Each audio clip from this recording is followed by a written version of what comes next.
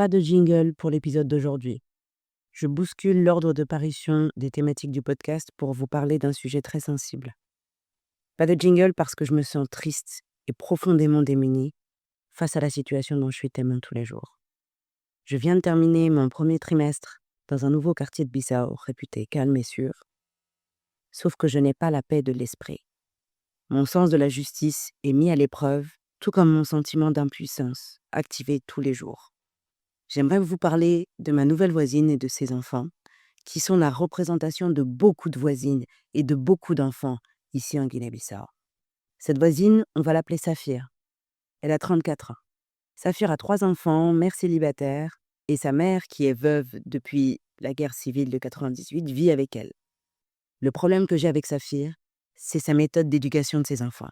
Saphir frappe ses enfants, beaucoup trop.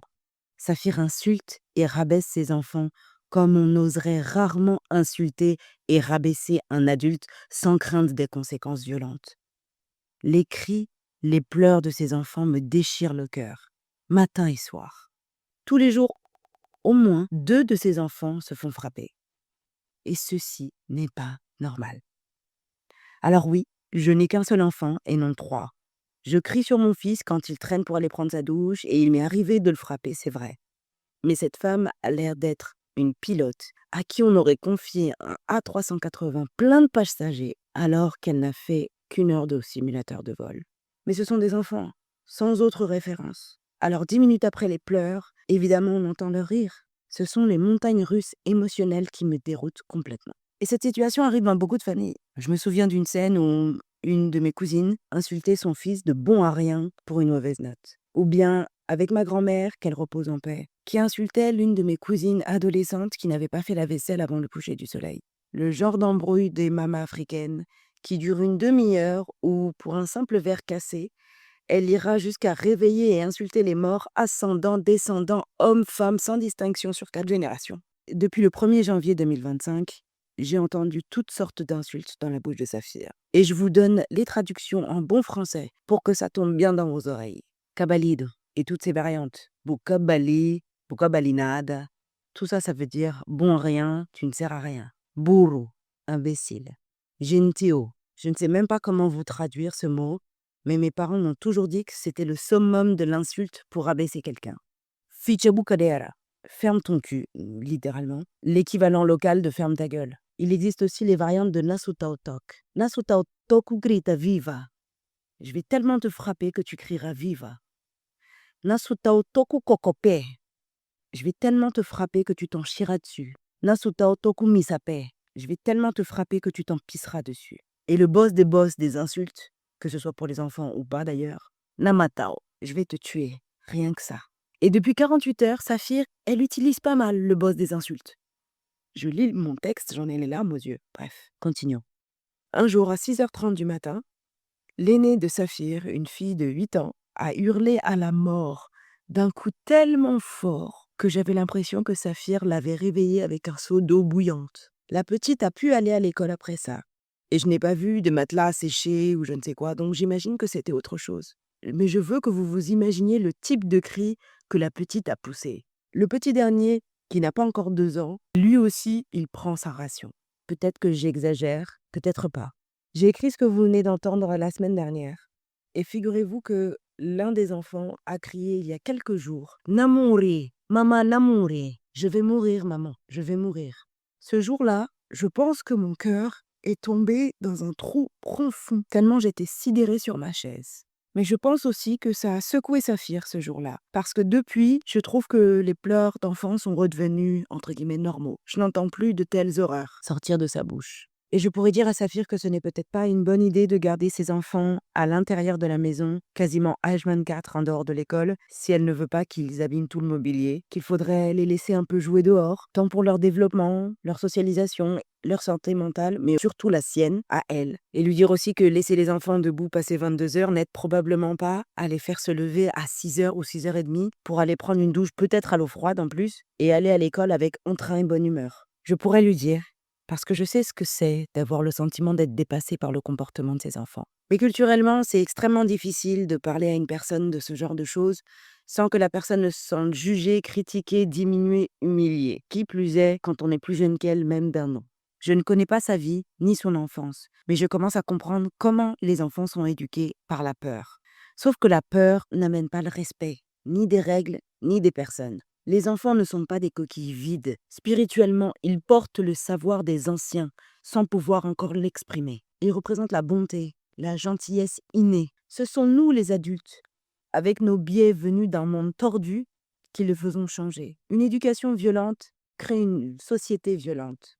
Et regardez l'état de la Guinée-Bissau. Les voleurs et menteurs sont applaudis, les honnêtes gens sont insultés d'imbéciles.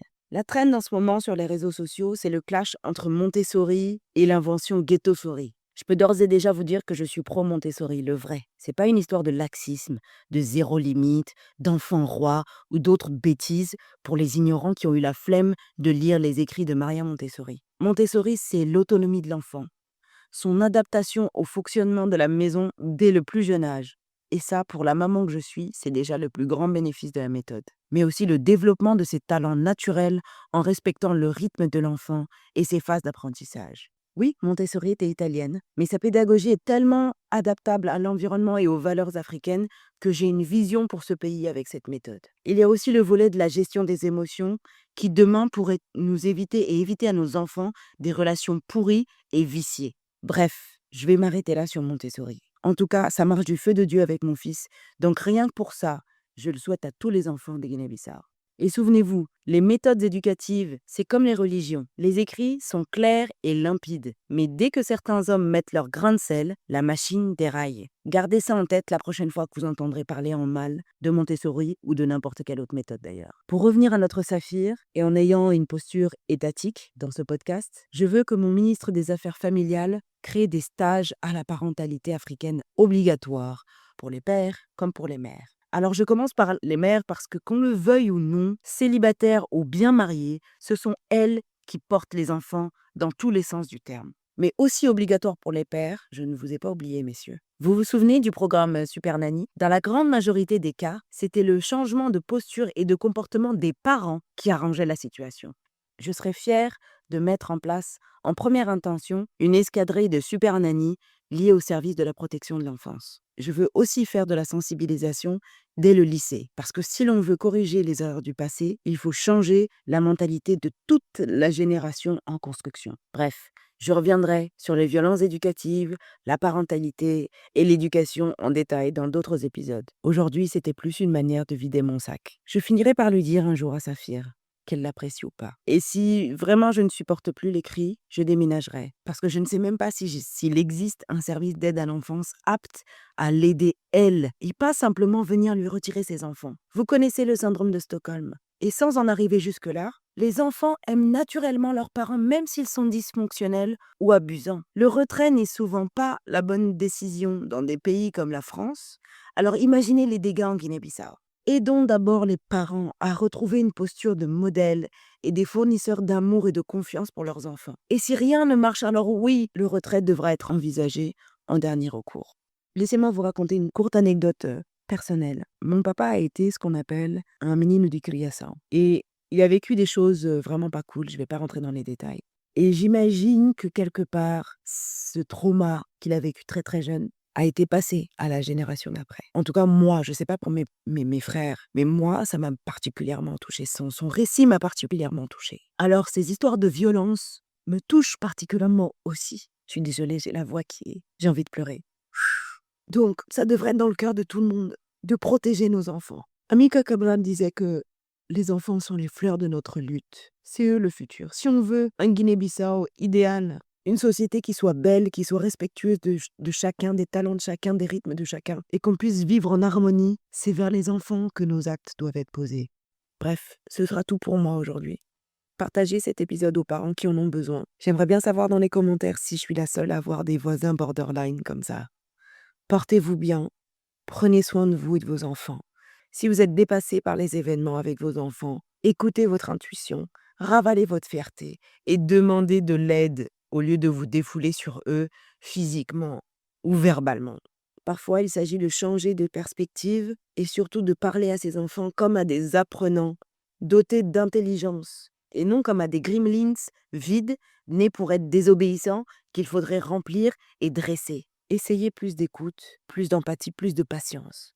Et vous verrez que les plus gros points de friction s'évaporeront. Je dis ça, mais je suis la première à m'appliquer ces conseils. Je suis comme vous. Je vous envoie du courage et de la force.